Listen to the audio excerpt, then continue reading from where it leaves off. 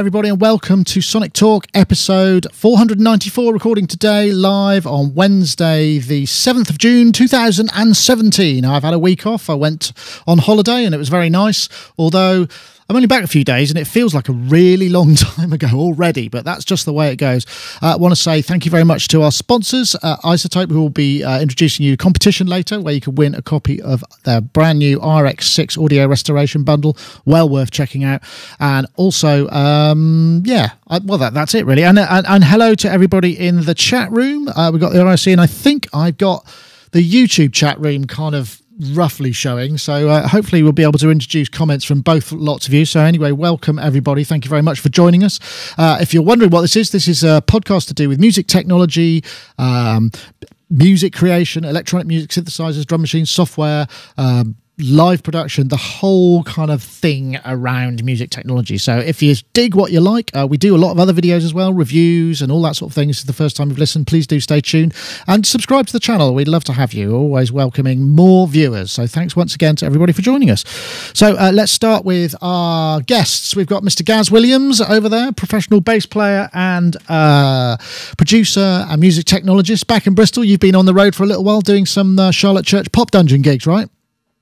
Yeah, had some great gigs at the weekend. I mean, was sadly very close to the terrorist attack on Saturday. Yeah, terrible. Which was horrible, because we were sitting out in the street outside a bar less than a mile away from when it all happened. And that was a real sort of whoa kind of moment. But the thing that was pretty cool was the next day we played at this festival called the Mighty Hoopla, quite big festival in London, and the spirit of defiance and was just incredible actually, and sort of I was really impressed by just how everyone was so determined just to not let this affect them, you know. And I thought, yeah, that's beating them, you know. Absolutely. I mean, I have to say also, I watched the Manchester One Love thing, which was the kind of post Manchester event, which was organised around the Ariana Grande. I watched it and I just thought it was absolutely brilliant. It made me, what was really brilliant about it was there were all these kind of, you know, fluffy sort of what you might think insubstantial pop music one might consider, you know, if you weren't perhaps into pop music, but it all had such extra meaning and weight, and it was just really, really brilliant, and it made me feel kind of really teary, and just kind of a lot of the people who were playing, you know, I mean, Coldplay, they just emanate this kind of sense of good vibes and love, and it just, the whole thing just felt fantastic. And Ariana Grande, she's only 23 and she managed to kind of compare the whole thing, and I just think fair play to everybody involved in that. Thought it was absolutely brilliant, and you know, yes, good. I know what you mean. It sort of made me feel warm and fuzzy in way, you know, because normally one might be cynical about a teeny pop gig, you know, it might not be for you, but everything felt really relevant and really kind of like, it was just, yeah, just thought it was very together and felt like there was one single purpose, and I just thought fantastic, and it demonstrated really to me the power of music very, very viscerally, you know, just the power of what music can do. You know, I think we sometimes take that for granted, or I know I certainly sometimes do, perhaps you don't, but you know, I just thought great, felt really good. So good on you, Gaz. I'm glad the gig went well anyway. So yeah, obviously, you know, condolences to everyone or anyone involved, you know, for the horrible part of it, but yeah, you know, it's just great that life can function. Absolutely, and it's important that it does, I think. Anyway, Rich Hilton is also here. Rich is here in Connecticut, where he's Nile Rodgers' studio guy, plays with Chic. You've been on the road as well a bit, have you, Rich? Well, yeah, a lot of down and back gigs, but actually today it all begins, as far as I'm concerned. Tonight I'm flying to Denmark, where we're playing a festival on Friday. Then we're playing Saturday and Sunday in Scotland. We're playing next week in Texas, and we're playing on the 25th at Glastonbury. So it's going to be a lot of travel leading up to our summer tour with Earth, Wind and Fire here. That's just for starters, and then you go on tour, right? Yeah, exactly. Wow. Exactly. Wow, so you've got all your little Tory bits and everything ready, your kind of the stuff you take, or are you still putting that together? I suppose you must do. It's funny you should mention it, because Papa's got a brand new bag. Woo! Are you grooving it all night long? I bought this really cool little computer bag online from a company that doesn't pay me enough to say their name, or doesn't pay me at all. And, they rarely do, Rich. They rarely do. No, it's well. So I'm really happy about that bag, and I'm looking forward to traveling with it. But I'm looking forward to playing shows with my other family and enjoying the opportunity to try to make people feel good in a world where it's more necessary and more well appreciated now than possibly ever. Absolutely. I would totally agree with that. Anyway, it's lovely to have you both with us. It's interesting. I mean, summer, I guess the first thing we're going to, I'll put a kind of warning up, which is that we're going to talk about Mac products now, because Apple had their Worldwide Developer Conference just the other day. Was it Monday? I think it was Monday. And basically they announced the usual stuff, iOS 11, an iPad Pro at 10.5 inches. But the thing that perhaps will be relevant to more of our users and those of us who are content creators is the news that it's the new iMac Pro. In fact, I think I've got a little video here.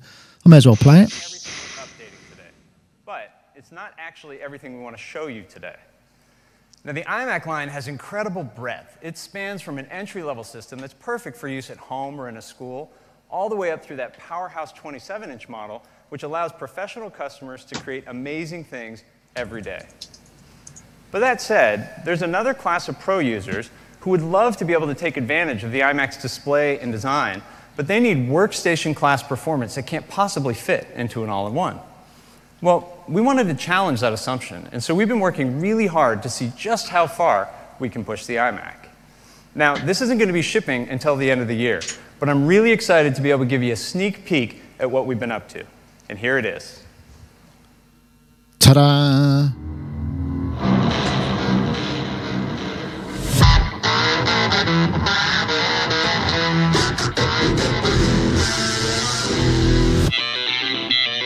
Yeah.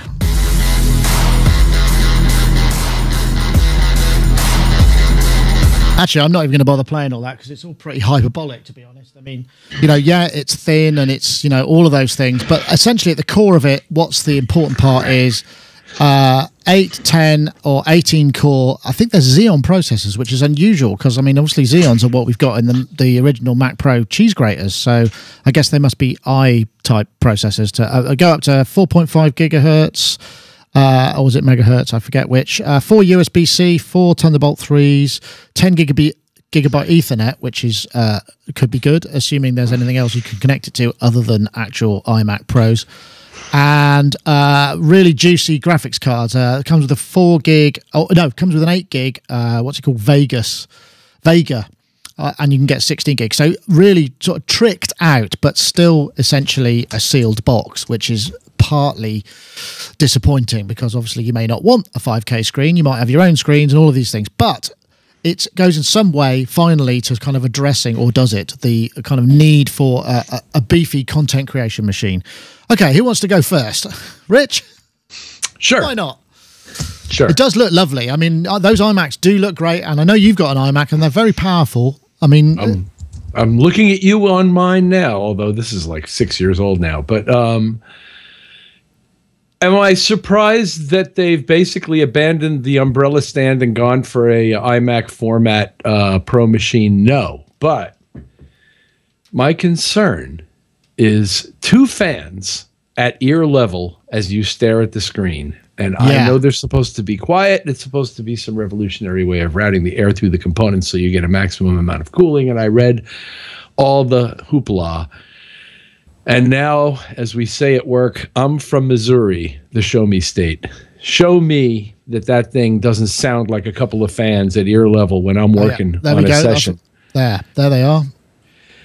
Show me that I'm not going to hear those, because every now and again I do hear this one. Now, it's not enough to annoy me, and it's not a problem, but this one isn't running 18 cores at 4 point something gigahertz and, with 128 gigabytes of RAM.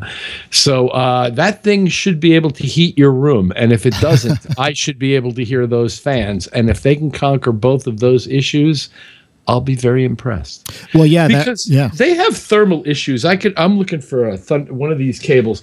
These phone cables, for example, if you use it long enough, right around the point where the sleeve entry is right here, it'll start to bubble. And the reason for that is because it's conducting heat, and eventually the plastics that make up the cable break down. So they're not necessarily the greatest. They're not as good as they like to claim at thermal management. And this thing in front of me right here gets pretty hot sometimes if I'm running both Windows and Mac OS. So I'm from Missouri. If it does I mean, obviously, if it works and it doesn't get hot and it doesn't sound like a hair dryer, it'll be a beautiful thing. The cheese grater could get pretty loud, couldn't it? I mean, it does. Sometimes. But that was over there in a closet. Yeah, that's true. You know what I'm saying? It's not 12 inches from my ears. So I have concerns, but I'm prepared to be impressed. Show me. Yeah, five grand starting point. It's a fairly big chunk of change. But so was their last Pro machine. Was it? Okay, all right. Yeah, and the tricked out ones were almost $9 grand, which is probably what this is going to be too. Yeah, it just seems like such a massive. I mean, it's cutting edge computing allegedly, although I'm not sure about those processors necessarily being the most current. I mean, there's all sorts of mess, isn't there, in the processing world? Quite honestly, the new consumer range of iMacs looks very nice too, and has a really surprising number of high-end features like 4K screens and stuff, starting at like $1,200 for the smaller one. Now, I don't want the smaller one, but besides that, for about $2,500, you could trick out a pretty damn nice normal iMac and do 90% of what most people do in terms of music creation on it. Yeah. I think this is aimed at your video types, isn't it? Your video folks and all of that side of things. You don't have to spend $9 grand. You can spend $3 grand and still get, an awful lot of work done. Yeah. Yeah. True enough. Gaz, I have considered an iMac myself here because I just thought, well, I could run it, it would probably, because of the GPUs on them are really good for video stuff, as I've got with this iMac Pro here, a MacBook Pro here. The video performance is astonishing, but yeah, there are other issues which I won't go into right away. Yeah, it's a funny one though, isn't it? Because the Surface Pro thing that came out, what was that, a few months ago now, about 3 months ago maybe, had a lot more wow factor to it than this. I mean, this obviously looks nice and slick. Well, that was portable, to be fair. What is it? The one that looks like an iMac. Surface Pro Studio. Oh yeah, moderately portable. But the fact that it's got that fantastic sliding sort of panel that then enables sort of touch screen. So this sort of just doesn't seem that innovative. I mean, when the Mac Pro, the umbrella stand one came out, I've got one of those things. It really was a kind of whoa. Whereas this is more, it doesn't seem to have that wow factor about it, though, does it? The thing for me is, with the cheese grater and trash can or umbrella stand or whatever you want to call them, you can take them out of your place, put them in a box, and a 27-inch iMac is not the sort of thing you're going to pick up and chuck in the back of your car. I don't know that much of their pro user base is pulling those things around the world. No, maybe not, but I've got this thing, which is a bag specially for the hat box. Yeah, for the Mac for Abraham top Lincoln. hat. For Abraham Lincoln, absolutely. It's a hat box for Abraham Lincoln. It's like what's his? You look like a bombardier. Brunel. That's awesome. I think you should get a chin strap for that, mate. That looks really good on you. I might actually wear it in a gig, yeah. Okay, well, maybe the portability isn't such a big thing, but I mean, the screen is lovely on it, right? Yeah, I mean, it really is. They do look absolutely fantastic. But, for those of us who maybe have already got screens, sometimes you just want the box. And as you say, Rich, you want to put the box somewhere else, for the noise factor. And we don't know yet, which is fair. But I mean, as Rich says, just the regular ones have probably got way enough juice to do most musical tasks. Oh yeah, musical stuff for sure. Yeah, and I was having a conversation with someone the other day about. I remember doing an album project back in the year 2000 when Nuendo was brand new, and it was we recorded 24 tracks, 96K, 24-bit. You know, and you know, we were able to work then. That was 17 years ago. So that all that iterative power that computers have been able to do since then hasn't, you know, music hasn't really changed that much in that time. So it's funny, it's not like everybody's working at 96K 24-bit. Some are, obviously, or 196K 24-bit, but still most, you know, maybe most casual and semi-pro users are probably working at 24-bit maybe. Yeah, and relatively modest computer requirements. So, you know, in terms of all this power that maybe this new Mac. I mean, yes, of course, if you're working at 4K video and all that sort of stuff, you need as much hoof as you can. But from the musical perspective, I'm not so sure. I mean, even what's the juiciest plugins? I mean, Omnisphere used to be, and it'll be plenty. It's plenty for that. I think this is aimed at kind of video. I mean, for us here, for instance, it would be awesome because I mean, just render times are the things, the bottleneck for us, and throughput. And, you know, our 8-core old cheese graters, you know, still work all right, but it's just the GPUs are a bit old on them. You know, like now this MacBook Pro I've got will work faster, you know, will render faster and will do more. And it's much smaller and, you know, but it's a lot more expensive. Rich? They're clearly focusing on pro video and gaming markets. They're obviously trying to compete and lose their reputation as not the computer to buy if you're into gaming, which is a lot of market now. A lot of market share is young gamers who want terrific graphics performance so that they can support their gaming needs. And they seem to really emphasize that in their descriptions of these computers and in what they've changed in these computers. And they're really trying to assert themselves as finally, you know, competing successfully in the gaming and video display market. Yeah, maybe you're right there. I mean, and the videos, the video displays. I mean, this will run 2 5K screens, and I did I've said this before, but at NAMM I went for a kind of private briefing in the Hilton or the Marriott, I forget where it was, and they showed me kind of the new stuff with GarageBand, and it was very impressive. But the thing that was amazing is, you know, they had an iMac there with just this 5K screen, and it just looked absolutely astonishing. I mean, it really looked super, you know, much easier to work on for starters, because you're not I think when the even though the text might look sharp, if it's not super sharp, you're constantly, I think your eyes are constantly just sort of trying to go, is this right, and I think it must, you know, it probably, or certainly on this machine I find that my eyes don't get nearly as tired because it's much crisper. I mean, if this isn't a 5K screen, this is just a Retina 15, but you know, it definitely makes a difference. But you do pay for the privilege, and I think these are expensive. They have to compete against the stylus-driven Windows paradigm, which is really very strong right now, especially with their outreach to artistic communities and stylus-driven industries. So they're trying to compete on the stylus thing with the iPad Pro, but they don't have a computer that does that, and they're kind of dedicated to not having a computer that does that. So they got to offer some other big feature that makes it compete. And I guess, in my view, what they're trying to offer is the screen and the video capability. Yeah. That's what it seems to me like they're doing. And I guess the other thing that is important, because that's something that is the bane of my life on this this Mac here, is you've got 4 Thunderbolt 3s ports and 4 USB-C ports, whereas on this I've only got USB-C ports. So anything I want to connect, I have to pay at least 50 quid for that connector. That's not true. That is so not true. Okay, so I have the same computer sitting right next to me, with, you know, the adapters hanging off of it, but basically one adapter and a 7-port powered USB 3 hub, and you're well on your way.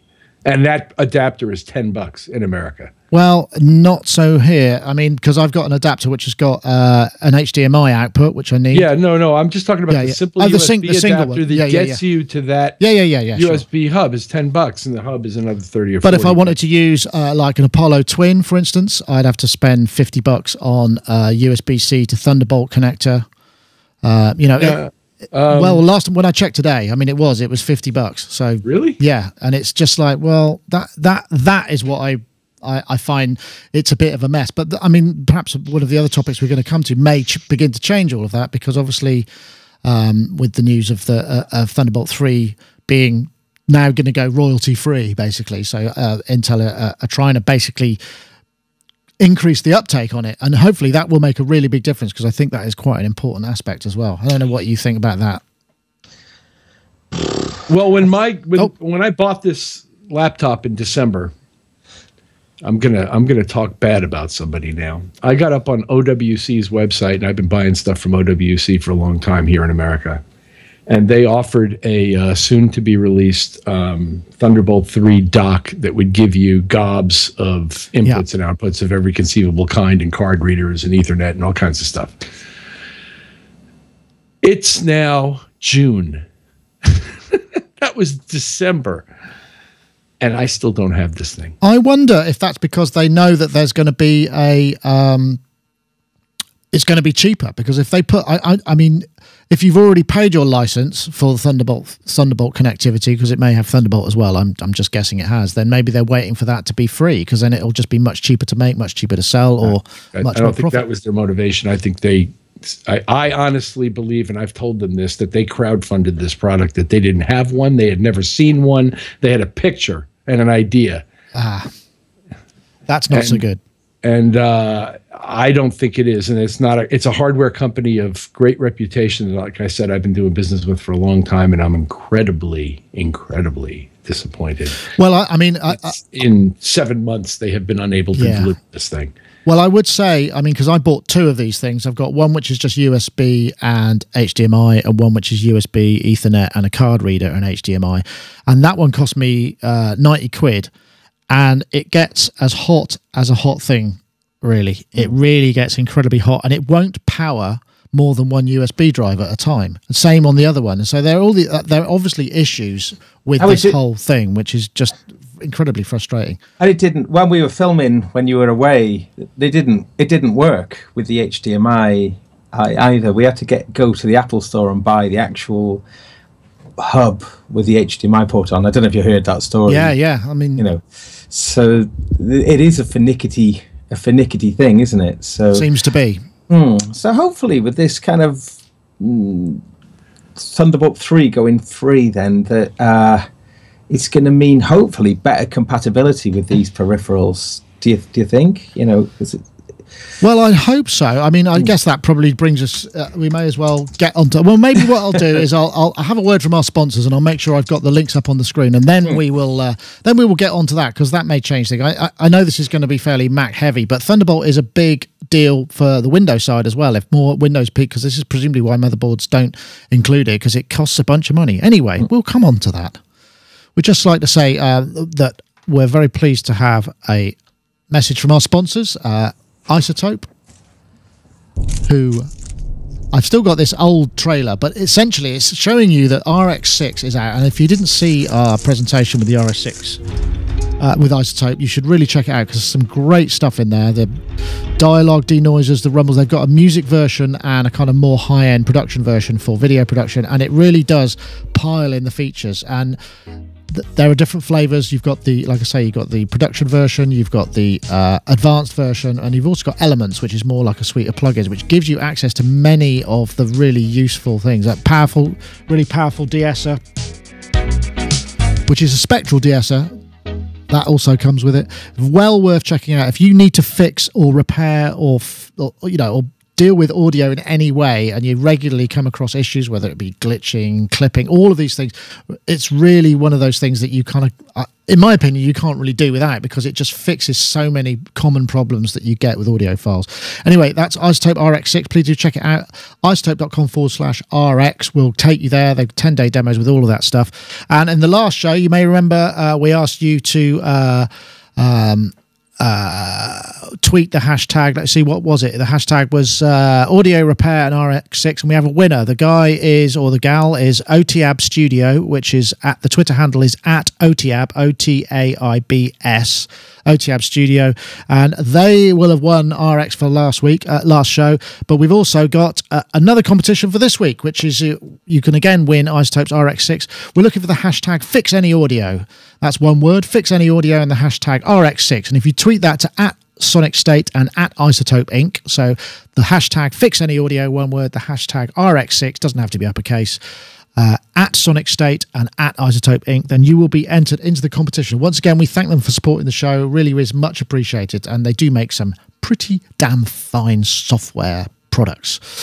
So yes, the next bit of news is obviously that Thunderbolt 3 going license free. Let me see. I thought I had a screen up, but I can get that now. So I found this on the register.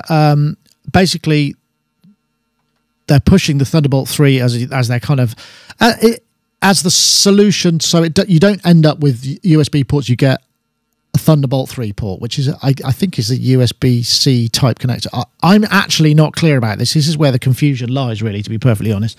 So this is the news that they're going to basically make it royalty-free, license-free, open source it, so anybody can whack it on their motherboards or in their products, which I think and I hope will greatly open it up, because, you know, to find things like USB-C or Thunderbolt 3 storage, peripherals, all this kind of thing, they're out there, but they're not very common, and I think this might change things up. And I don't know, Rich, whether this makes you excited, but it's a bit sort of accessory-driven, but it really does make a big difference, I think.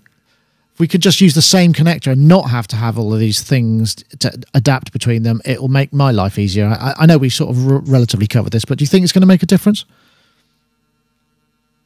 I don't know.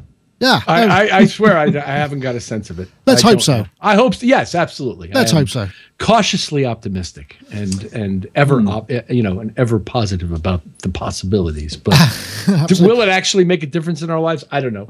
I still have all these dongles hanging off, like you were saying earlier. But it's, whatever. It's fine. I don't care. Absolutely. I'm just happy that I get to use any of this crap. So it's true. Like, if I got to connect a dongle and spend $10 or $20 or $30 or $50, whatever. It's just the way. I guess we kind of covered this previously, but we've been doing this for decades. Yeah, that's true. Stuff to replace the stuff we have that already works. Yeah. And then it's stuff to adapt to the stuff that used to work that no longer connects directly. Yeah. Whatever, but that's how they keep selling you stuff, is changing it. Yeah. And well, that's very true. There are other benefits and reasons and other, technologies, and I've said this before, but the funny thing is your actual operation experience of running a computer, no matter how fast it gets, never seems to speed up at the same exponential percentages as the actual clock speeds and RAM sizes for some reason. In other words, it ain't that much faster than it was 20 years ago running the thing. Maybe not. Well, Gaz, I guess we did cover this prior to the ad break, but could be good news. Let's hope it's good news. Let's think positively about it then, perhaps. Well, I think a lot of manufacturers got their fingers burnt, didn't they, with FireWire, having FireWire then. Obviously people could still use adapters and stuff, but I'm just hoping that this is going to be something that is going to mean that manufacturers don't get sort of caught out badly with it. And there was another point I was thinking about, and this, the USB, the regular A to B USB, it is 21 years old, isn't it? That connector's been on computers for. And, you think about the lifespan of computers and other interface ports and stuff. 21 years is an incredible innings, isn't it? Yeah, I suppose so. No longer we have the serial ports and, all of that, ADB and all of those things, yeah. I suppose so. So, yeah. So it's had a good innings. So maybe it's time that, now it's going to be cheaper or freer or whatever to do this, then all the better. You're absolutely right. Okay, well, let's get on to the next ridiculous promotional video. Let's see how this comes across.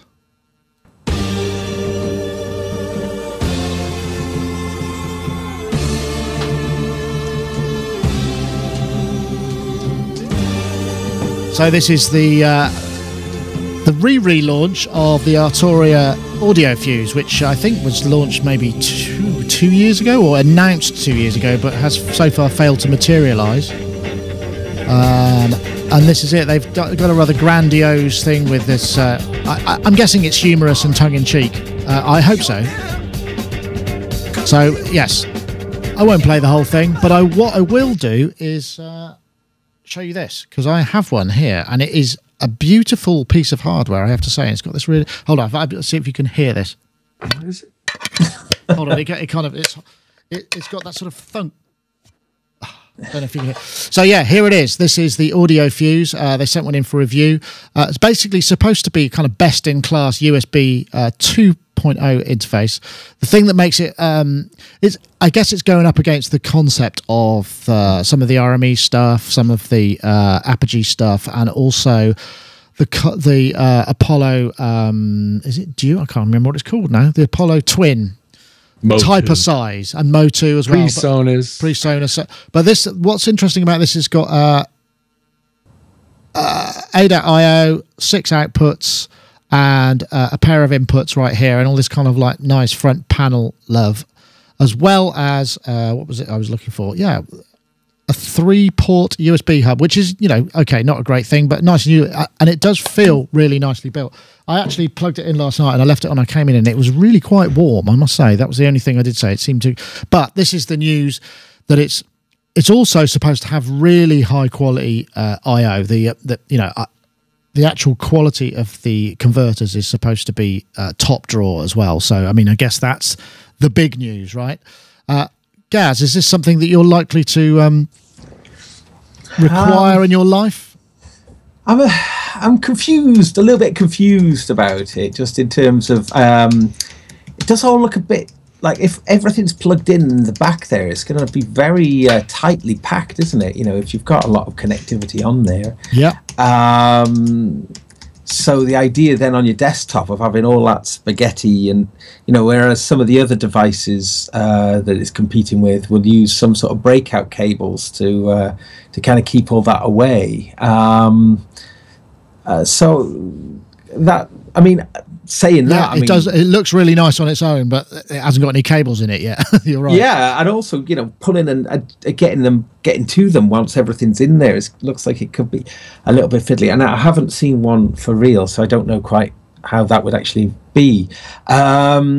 I think if you're in the market for an audio interface, then this certainly is a contender. However, at the price point it's at, when you compare, say, Focusrite Claret range, or even the sort of the higher end Sapphire in the Focusrite range, you get, you know, a lot more connectivity. I mean, okay, this has got interesting connectivity. It's different, and it might completely tick certain people's boxes. But I mean, one thing that they did when this was announced 2 years ago, they did this enormous hype thing, didn't they? And yeah. I think that sort of got people's backs up a little bit. Yeah, it was a bit comedic, wasn't it? Yeah, that is just got to really deliver something completely next generation, and it's taken them 2 years to bring it to market, and you just wonder what has happened to the competition in that time, and whether it's still, you know, whether it's, you know, because it's a, I mean, what is the retail on it? It's about 500 quid.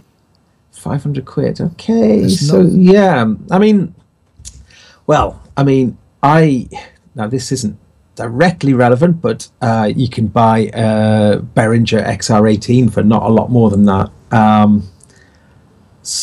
which has got 18 I/O, yeah, 18 and 16 preamps on there. And so again, you know, this is going to be, it might be just right for some people. I mean, I think as a iPad audio interface, that'll be pretty awesome. I mean, I think that's one. It could be. I mean, I think the thing is, it's like I say, it's gone for this kind of the design. The design is lovely, but you know, this is disconnected and not anything. So it's a lovely sort of feeling. But when you've got kind of spaghetti, as you say, hanging out the back of it, it's going to sort of ruin the aesthetic. I noticed, Rich, you were nodding very heavily when Gaz was talking about the whole thing with the spaghetti thing, right? They got two things right. It comes in a nice box of its own, and apparently it's got very nice converters. That's two on a list of about 24 things you got to get right in the design of a product, and almost every other one of them, just visually looking at it, I say fail. Huh. I give this a Doorstops Hall of Fame, Doorstops of the Future Hall of Fame award. Wow. This piece. You can't connect. What you start connecting stuff to that thing, it's going to stink on your desktop. The Gaz is absolutely right. That's why people like Apogee and Mo2 and RME give you a breakout cable and put the box away from the device that you're controlling. Dig what I'm saying? Like, yeah, absolutely. I just can't imagine all of those. First of all, there's got to be a spare centimeter on there they haven't stuck a connector. But besides that, if you had filled them all up, you wouldn't be able to do anything with it. You couldn't. It would take up 3/4 of your desktop with the wires hanging in every direction and stuff. It makes no sense to me. It does come with.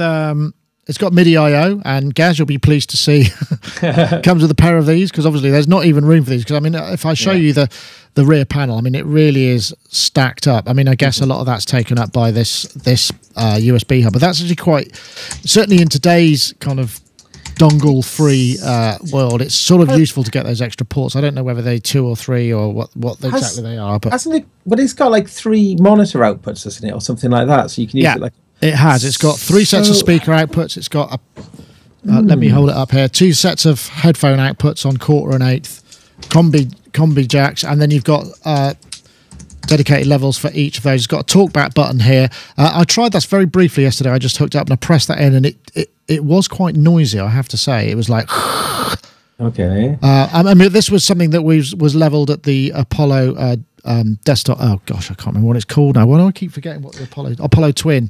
And that you get a lot of microphonic noise, but that's just because the piezo is probably in here somewhere, so it's going to be some mechanical feedback.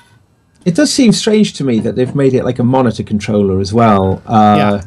Just in the, it seems like it's a peculiar niche that you'd want to have it as, like, you know, to have 3 sets of monitors. That's a lot of monitors to have. So well, it's got 2 sets of monitors. There's a pair of inputs on the back and 2 sets of monitor outputs. I mean, I would say in its defense as well that you could obviously just hang an ADAT box off the back of it and have long as you like optical cables and stick those, you know, somewhere else. But that means you need more hardware, and you know, it's not quite the. Yeah, it's. But it may sound great. I haven't tried it with ribbons and stuff like that. That's what. But everything sounds great now, though, doesn't it? I mean, all of the things in that price bracket sound great. How great how great it can sound. Do you know what I mean? I mean, the Apollos sound great. The Clarets sound great. They all, you know. That's what I was looking for. Apollo. That's the word that was escaping me. Apollo Twin. Yeah.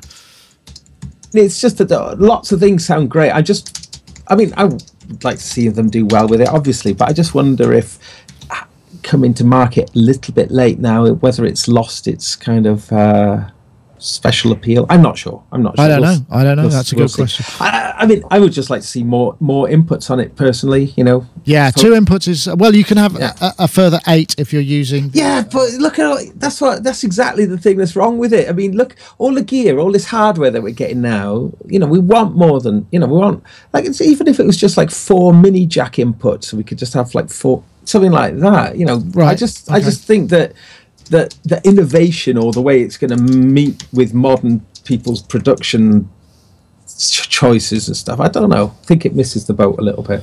Well, we shall see. We shall see. But anyway, we're going to talk to somebody about that a bit later. I should quickly point out, actually, I've been asked to mention this, that Cymru Beats in Cardiff on the 17th of January, if you're in the market for it. Great synth meet down in Cardiff. It's at Chapter Arts Centre. You can just rock up there. I think it's free to get in. I'm not sure, but no, it's not. It's not free. It's let me have a look. £10 ticket price. That's right, which goes towards, because of various acts going on. The 17th of June in Cardiff, and there's various bands. Mylar Melodies, Nigel Mulaney and Ian Boddy, Wisdom Water, Martin Dubka, and Dr. John Biddulph, who we had last. We'll be there doing our thing. But if you want to go down and check out, tickets are selling fast. Actually, that's why he asked me to mention it. Now I come to remember. So if you want to check that, and also by the same token, do check out the Synthesea event, which I'm playing at on Sunday, which is in Hastings at the Printworks Centre in Hastings. So there's a couple of sort of synth meet plugs there for you. There we go. Let's have a look, see what else we've got here. This was something that... Oh, no, that's not the right video. Here we go. Songwriting sessions have never sounded this good. Every take is automatically enhanced with the professional polish of iZotope's Emmy Award-winning audio technology. Tap and set tempo with a streamlined metronome. Record up to 4 tracks wherever inspiration strikes. Personalize each track with simple touch and drag mixing controls.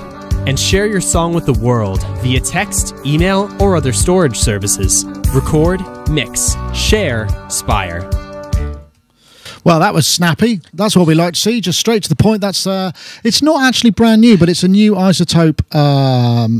It seems to have had a new push. Rich, you brought this one up. I mean, this is obviously on the iOS device, and it's like a multi-tracker, obviously pile track on. It's got iZotope technology in it to kind of make it sound good. Then you share it. It's the kind of little portable thing. Tell me what piqued your interest. The fact that it's a free 8-track recorder that runs on your phone. Yeah, that's pretty good. I didn't notice a bit about being automatically enhanced, and that immediately makes me go, ugh. But assuming you can shut it off,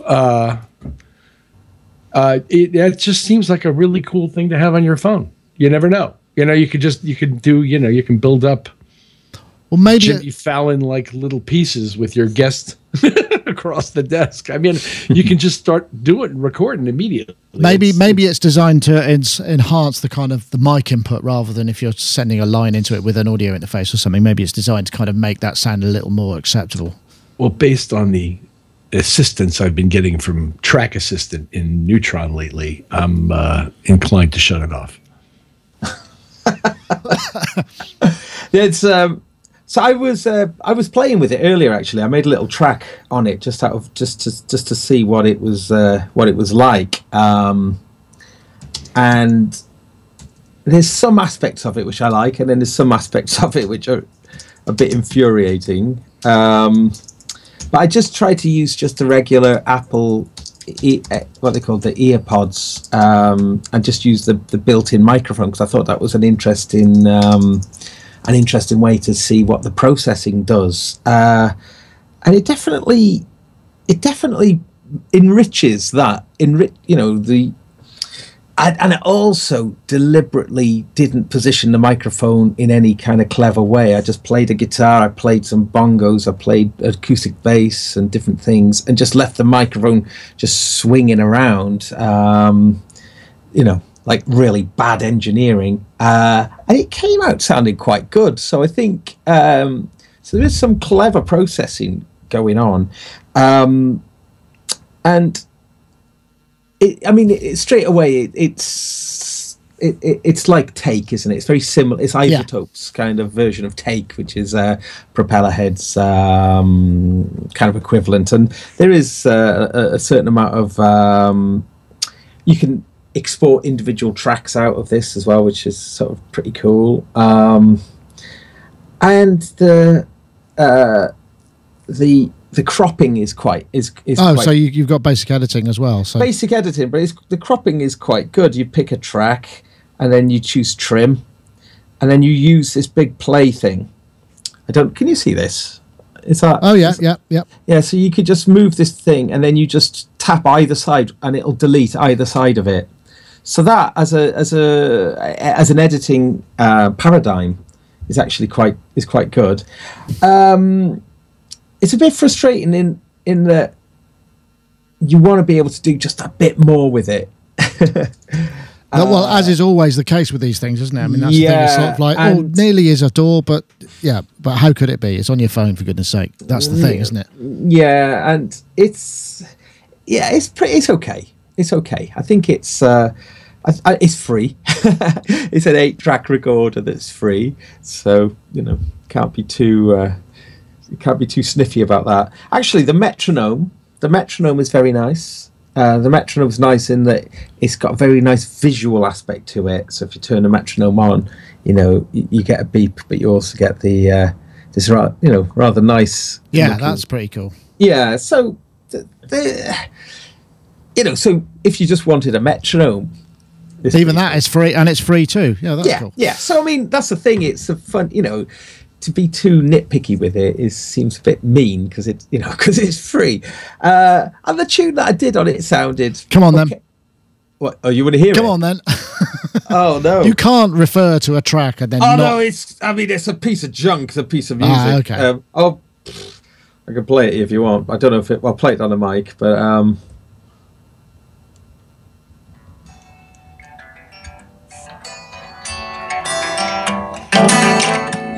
That's not right, is it?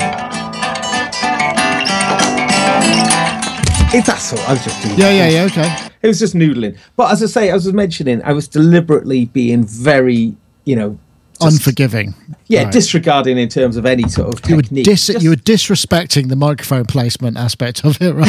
I was being completely, as if you were just with no knowledge of that. And I think that maybe was something that was quite cool, that it was a fairly clear and fairly rich sound, or with that in mind. I could email you the track later if you want to hear it, but okay. It's it's, I say, musical just junk, but pretty cool. Free. Is it just iOS or is it Android too? Yeah, no, I think it is at the moment, but you never know, because iZotope are making inroads and they're clever folks.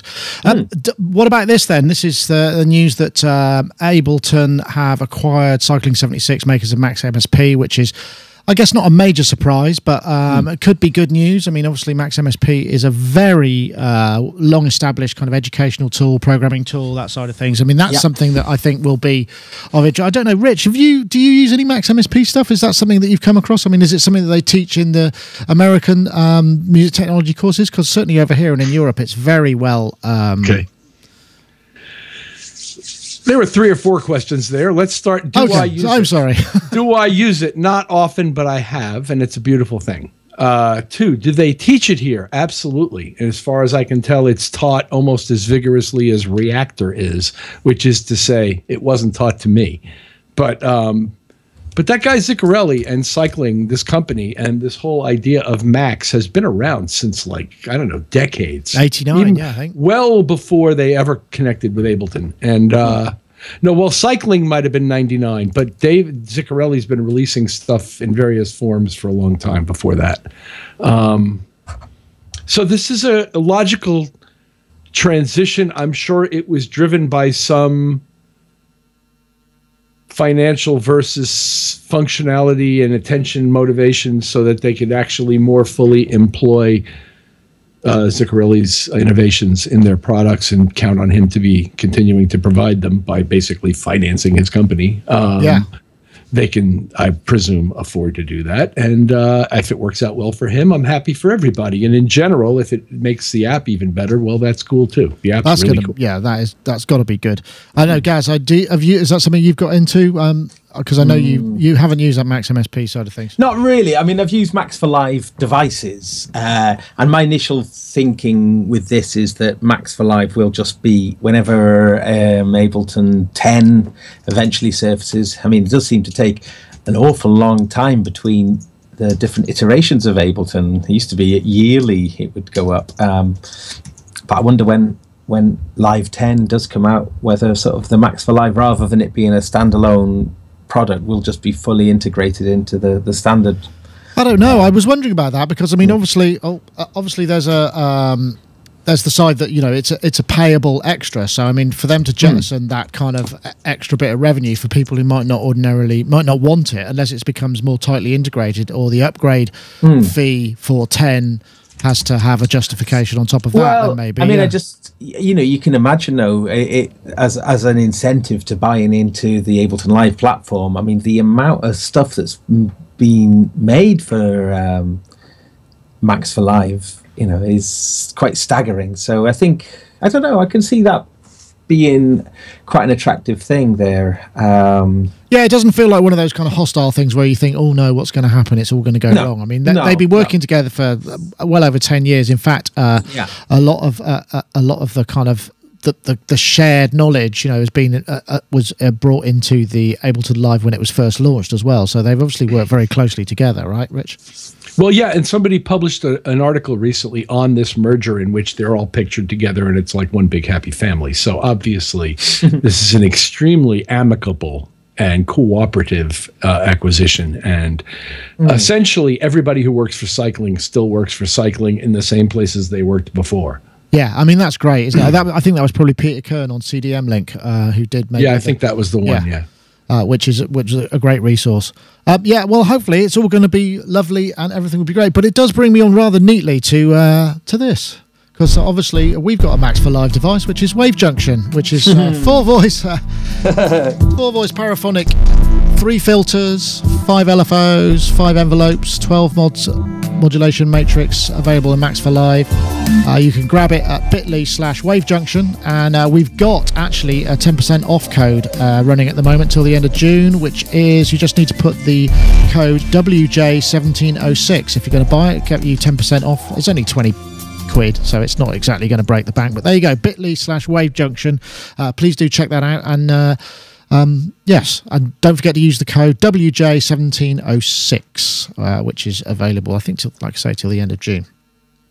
All right, what else have we got? I think this thing, this just, I thought, I was surprised at how it sounded. This is a chap called Adam Borseti, who does come up with some great patches. It's just, basically, this is all put together using Minilogue, which I've been using quite a lot in my live set recently, and I have to say, just wait till you hear it. It sounds very authentically CS.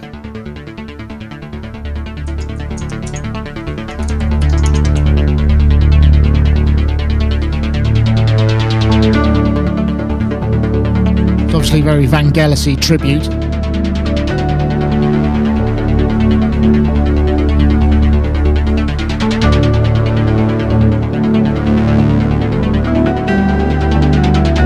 Some high stuff that comes in a sec, which is really quite authentic sounding.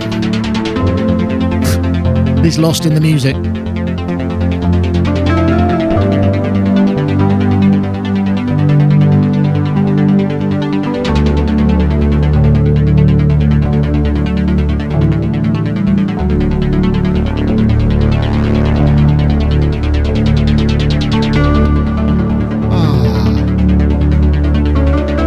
Now, this in itself is not big news, obviously, because the Minilogue's been out for a long time. But what it did make me start thinking is, like, you know what? That is a classic example of, it's not really...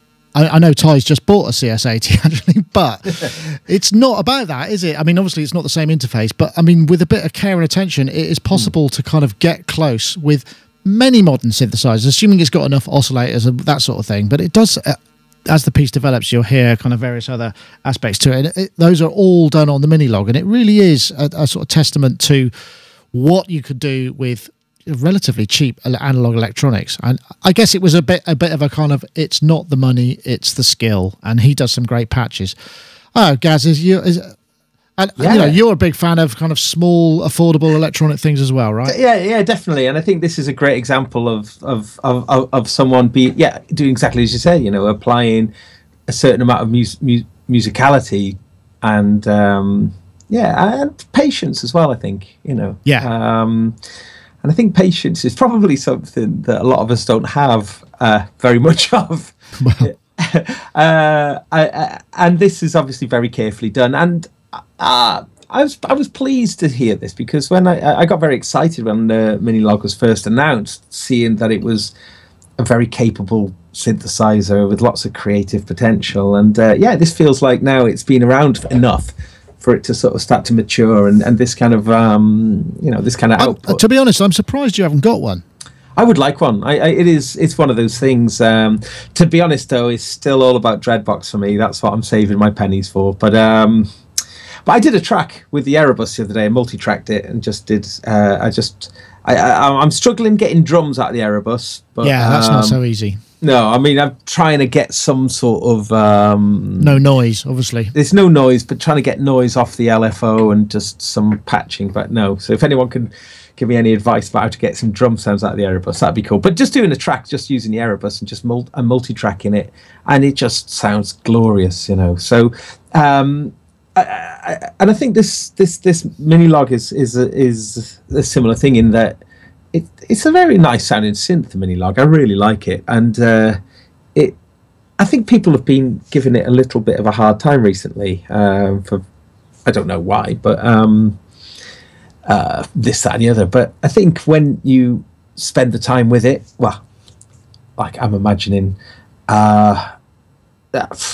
I don't know. I think it's got enough richness there. That I would totally agree. I mean, a pair of oscillators and the modulation, it does give you all of that stuff. I know, Rich, it is very much, isn't it, about the kind of... I mean, we're so used to this kind of convenience aspect of it, so we kind of... The mass market tends to cater for convenience, like when I press a button, does it make me sound like a record producer, or is it really, really cheap, you know, compared to the thing I really want? And it's nice to see something that hits both of these points and still sounds really good, right? Oh, I do beg your pardon. That was me, not you. Pardon me? I muted you. That was my... You can take a drink. I should take a drink now. Well, somebody takes a drink. Excuse me. Yes, price performance wise, it's a beautiful product. It's amazingly simply produced. It's got a nice little window that shows you a waveform. Yeah, that's cute. Yes, and this man made it sound just based on, I didn't hear it before this, but just based on what you played, it sounded fantastic. And am I surprised that it's not what you use, but who you are that makes the music good? No. No. Yeah. I guess not. I suppose that goes without saying. A man in your position, not even my position, just in general. I don't care who you are and what you're using. It's not down to what you use. It's down to who you are. I know it all sounds very mystical, but if you and it won't, the same things won't work for you and I. It's down to finding what makes you expressive and doing that. And it doesn't necessarily have to be the same thing as Gaz or as you or as any of the people in the chat room. It's completely and utterly personal. And I think that is a very valid point. But it brings me on to another question, Rich. What is there something that you still turn to, and it was surprisingly affordable, just a kind of cute little thing that you kind of just still get great creative fun out of, and a valid creative output because, you know, you've bonded with it in whatever way, and it's, you know, people go, really, you use that? The Seaboard. This thing right here. You're still there. You're still has changed my life. Wow. Whoa. Okay. And I am so much more dedicated to learning to play it well enough to not be embarrassed to play it for other people. That more than anything since I met the piano for the first time when I was 3 years old. Wow, that's interesting. That's an interesting bit of inspiration. And a good guitar in my hands is also a heck of a lot of fun. But that, right. The way I've been playing, I've got a Seaboard here at the moment, and the way I've been playing it is that I've been working out like a scale that works on whatever I'm working on, and just rest my fingers on the scale so I don't move my fingers at all. Really? From the notes, but just literally just apply pressure and up and down. But my hands actually stay in one sort of preset position, really. Oh, that's interesting. And it, you know, because each note has such a lot of expressivity, and so I've been using it on some studio sessions and doing exactly that. And so really, there's very little movement going on, but I find that is maybe for me something that's kind of blown my mind a little bit with the Seaboard. Well, that's cool because it'll give you a result that's very personal to your technique and your approach, and the instrument is so unbelievably cool and expressive and allows things that no other keyboard has ever really allowed in that way. And it makes us, it offers an extraordinary range of possibility, and it's a huge responsibility to get any good on the thing. Yeah. I tend to do it completely differently from what you described. I've restricted myself as well to one patch on the that came free on the iOS, and I haven't moved off. Which patch? It's a Duduk or something. It's like so. That's a nice one. Yeah, that's a nice one. Yeah, and that's it. Because you've got a bunch of parameters that you can adjust as well with the controls on the left-hand side. And I've spent hours on that single sound now. And it's interesting. I mean, I know, but when we kind of first looked at the Roly blocks as well, there was this kind of sense that it might be a little bit of a kind of moment, you know, a bit... what was the word I was looking for? Hipster.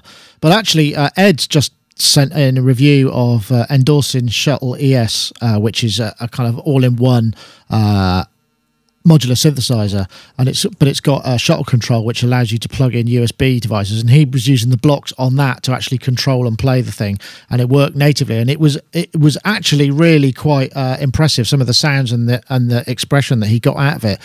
So maybe, I mean, you know, as we've said before, you know, the thing about these things is, you know, we're generally quite conservative with a small c when it comes to adopting new technology, because as you say, Rich, it's a major it's a major investment in time and effort and all of those things. So one tends to kind of shy away from things that, you know, actually I'm going to have to spend so much time with this. I don't know if I can make that kind of commitment. But, you know, maybe we're starting to see these new things shine through. I mean, we've also got the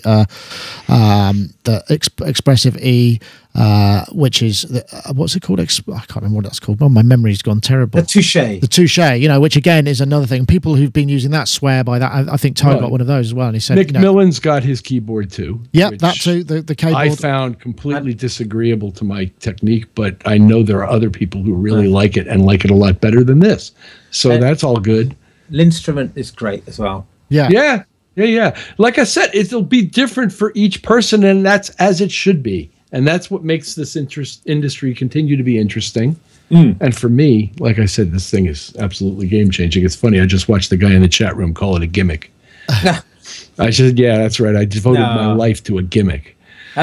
It's not a gimmick. No, it's definitely not a gimmick. If you're not prepared to put the time in and you just prod it and you go, oh, it's not for me, then you might see it that way, because it's a bit like picking up a violin and going, oh, I can't play that. It's terrible. You know what? One man's life-changing event is another man's snake oil, so that's fine too. I don't begrudge him his right to think it's a gimmick. It's just funny to me. Yes. Anyway, gosh, time has marched on. We've gone past 5 o'clock. I think we're kind of pretty much. I don't think there are any topics left, because it's that summer period, and obviously, you know, there's not a massive amount of releases stuff, but we do hope that you'll be with us next week. Next week we will have another show, and we want to say, don't forget, if you want to enter the competition for iZotope for the chance to win RX6, don't forget to tweet the hashtag FixAnyAudio and the hashtag RX6. That's FixAnyAudio is one word, to @Sonicstate and @iZotope Inc. If you want to enter the competition, and we'll announce a winner for that next week. Thank you very much, everybody, for joining us. It's been fun as ever. Thank you, Rich, for joining us. And also, if you're watching pre-show, Rich's excellent noodling, along with some of my my track playback, was a joy to behold. So thank you for that too, Rich. And that was on the Rolly Seaboard, right?